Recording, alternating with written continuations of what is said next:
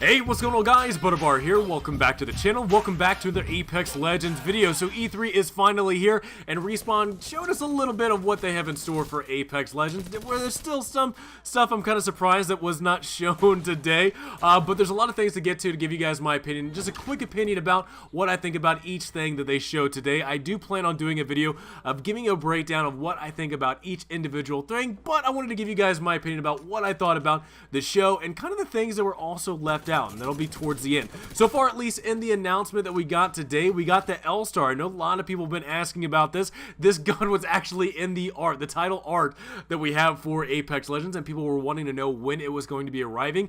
It is a fan favorite gun from Titanfall 2 that is finally making its way into this game, and it looks like we'll be seeing it introduced in the game by Season 2, which is actually July 2nd, which is kind of weird for me because there is going to be some downtime between the end of Season 1 to the pickup of Season 2. So July 2nd is when we're going to be getting the L-Star. One thing that was kind of, I think this was just kind of a goofy thing that Drew kind of talked about when he was introducing the game was the Mozambique. It seems like it might be getting a buff. Now, one thing that has been talked about recently with different leaks and whatnot is they're going to be level 4. So level 4 weapon attachments in this game are legendary. They're yellow, just like the pieces of equipment like the helmet as well as the body armor, but the legendary level 4 equipment that has been leaked is something of a sniper stock as well as a shotgun bolt. So again, Drew was kind of offhandedly talking about how the Mozambique might be getting a buff later in the future. We don't know what he might be talking about. He might be just joking around,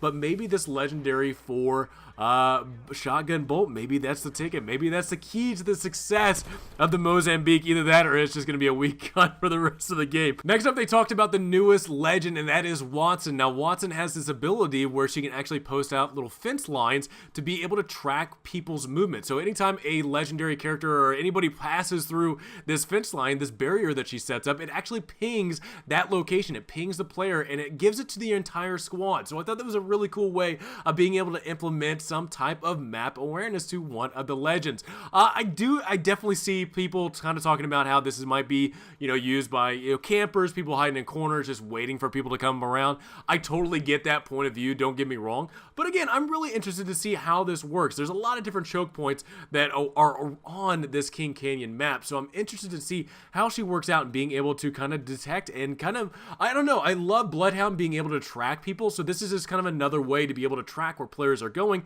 and actually get into more fights. So I definitely understand the camping thing, but also I'd love to see how she's implemented by other players and kind of see where she kind of lines up with the other legends. Her passive is an ability where it's okay. I have to say this is pretty impressive. Her passive ability is being able to use the alt accelerators, and it's 100%. You immediately get it as soon as you pop it. It immediately gives you your ultimate. And again, I really do think that's really cool, especially that her ultimate is a trophy system. This is one thing that players have been asking for quite a bit, is something to stop the grenade spam. And not only does it stop grenade spam, but artillery strikes, anything that's above that is a missile or anything, this thing's going to take care of. So grenades as well as different ultimates that other players or other characters have is going to be able to stop it. But also too, I thought this was really neat, is that it's actually going to regenerate armor to your shield. And it's, again, I think that's really cool. Not only is it going to be blocking damage from grenades or blocking them entirely, but it's also giving you health over time. I really do think it's really cool. I want to see the implementation of this. We got to see a little bit of gameplay of it, but again, I'm really interested to see how this character matches up to a lot of the other characters, because again, this is the only character that we have that has a trophy system. I know the grenade spam is really bad. I know, at least from my perspective, my view, it is terrible. So again, I'm really excited to see kind of where Wattson matches up to the other legends and see what her pick rate is in this game, because I know some legends in this game do not get picked as often as others, so I'm interested to see kind of where she lines up. New cosmetics. They did show us some new cosmetics, Caustic as well as the R301. Again, I have to say, oh my god, the Caustic's cosmetic. There we go. I gotta say, I'm really impressed with it. I think it's really good. I was really impressed with it on stream, and I loved it. I thought it was really cool. Cosmetics like that are really good, and I think that if we have more cosmetics like that in this game that players can work up to, I think a lot of players are going to be getting into this game with an open mind, and I think players are going to be happy that if they're really this cool, if cosmetics are like this and players can work up to them, I think it's going to be a good thing. The R301, they showed a rhino cosmetic rhino skin on it. Again, it looked badass. I guess the golden version of that looked really cool that you get at level I think 110 in the season battle pass. Looked really cool. And out of the season battle pass, that was pretty much it. We just saw the R301 as the level 110 100 level reward, and I'm kind of surprised that was the only thing that we kind of saw out of the battle pass, but I'll kind of get into that later on. Ranked play. Apex Legends is going to get a ranked playlist. Now the ranks go from bronze the lowest to Apex Predator being the highest. Now to me, I do think this is good. I know a lot of players out there are wanting a competitive mode in this thing. My only concern with a ranked playlist is I don't know how many players are still playing this game. I know in the very beginning of the launch of this game, we had a lot of players playing this game, but right now I have no idea what the number is, and sometimes you do have to wait for a game to start. I know with at least the queue and the elite queue, there is a little bit of a split between the player base, and you do have to wait a little bit. So I want to know how is ranked going to be playing when it comes to how long it takes to get into a match. Even on this release, even letting us know about ranked play, they were saying, hey, you know, depending on how high you are in the tiers between, you know, Apex Legends and Bronze, you know, depending on if you're high enough, it might actually take you a long time to matchmake with players that are in that bracket. So again, I think it's cool. I know a lot of players again are been wanting something competitive, something to work for. I'm very interested to see how this works out with players, how long it takes to actually get into a match. So I'm very concerned, but interested to see how it works out. Possibly a new enemy type, maybe some PvE. We don't know. There was only a tease in the 30-second trailer that we got of the season 2.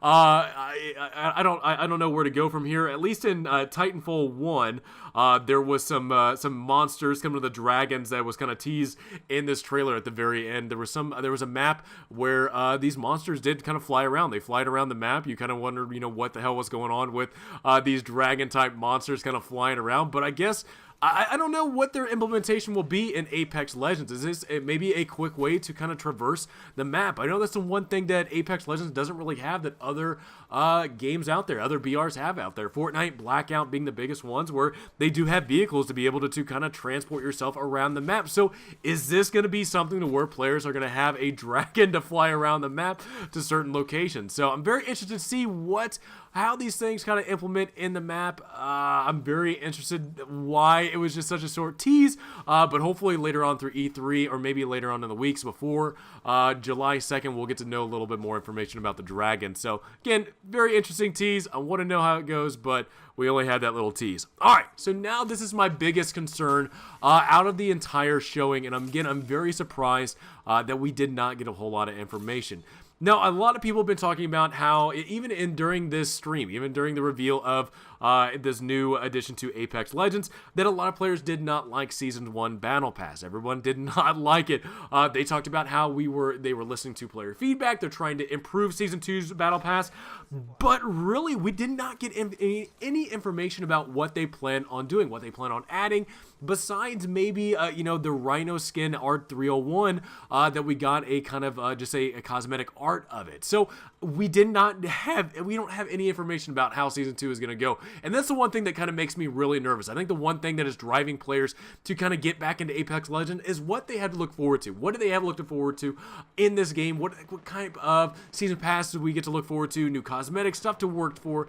And right now, at least from today, at least from the EA play that Respawn did, we have no idea what Season 2's Battle Pass has to offer for us. So for players that are wanting to know more information, wanting to know what is going on in this game to kind of get back into it, we have not a clue. We have no idea. So I really hope that Respawn does at least release some information about what they plan on doing for Season 2 Battle Pass. I think players knowing kind of what they have going forward, I think that's going to draw a lot more people in, at least be more aware of what they can work for in the new update.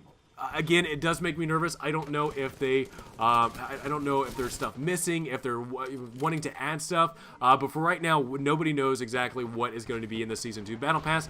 So again, that's one thing that's just, I'm wanting to see a lot of success. I really hope the Season 2 Battle Pass is a lot better than the Season 1. And hopefully we get some really good cosmetics in that game, because I don't I don't know where to go from here if this does not hold up to players' expectation, which I really do hope it does. At least for Respawn, I want them to be successful with this game. Guys, I hope you enjoyed this video. Let me know in the comments below, what do you guys look forward to with Season 2's Battle Pass, the new update, as well as cosmetics, the new gun, as well as the new legend character. Let me know in the comments below, guys. Hope you enjoyed this video. Have a great rest of the day, and I will see you guys all next time.